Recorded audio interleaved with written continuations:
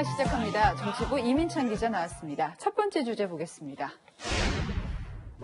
너도 나도 또 재난지원금. 코로나19가 재확산되면서 2차 재난지원금을 지급해야 한다는 목소리가 경쟁적으로 나오고 있어요. 맞습니다. 먼저 움직인 건 더불어민주당이었습니다. 이해찬 대표가 어제 당 정책위 차원에서 2차 재난지원금을 검토하라고 지시한 건데요. 미래통합당도 적극적입니다.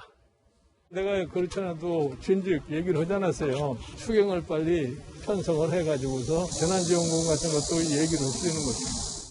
자, 내일 고위 당정청 회의가 있는데요. 벌써부터 얼마를 줄 건지 그 금액도 나오고 있어요. 이재명 경기지사는 제2의 경제 방역을 준비할 때라며 3개월 이내에 소멸하는 지역화폐로 개인당 30만 원 지급하는 게 적당하다고 밝혔는데요.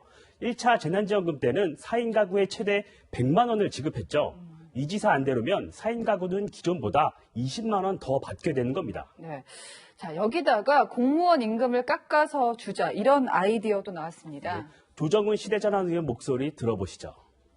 공무원들의 임금 삭감을 제안합니다. 4개월간 20% 임금 삭감을 제안드리고요. 이러면 한 2조 6천억 원 정도가 만들어질 수 있습니다.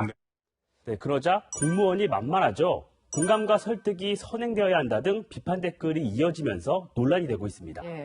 자, 지금 여야가 참 이례적으로 한 목소리를 내고 있는 거잖아요. 맞습니다. 그러다 보니까 재난지원금 지급을 빨리 하겠구나 이런 예감이 드는데요.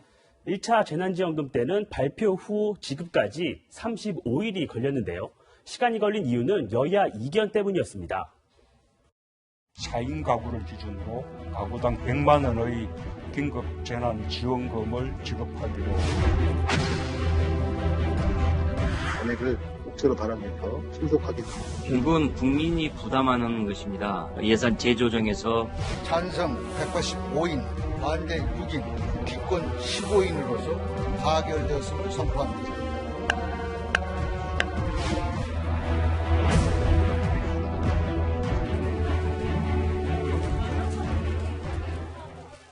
이번에는 여야가 한 목소리를 내는 만큼 추석 전에 지급될 수 있다는 전망도 나옵니다.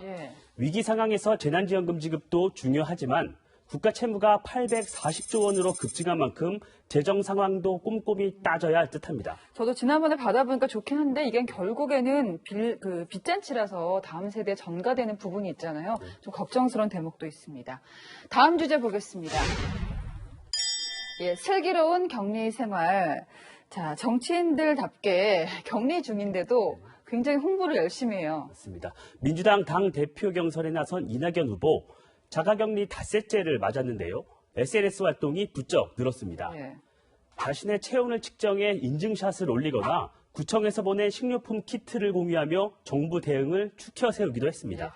전 또 눈에 띄는 게 오늘 그 두 권의 책을 공유를 했거든요. 근데 그중에 책 한 권이 피크 재팬인데 이게 통합당의 김종인 위원장이 언급했던 책 아닙니까? 맞습니다. 지난 100년간 일본 경제의 흥망성쇠를 분석한 책인데요.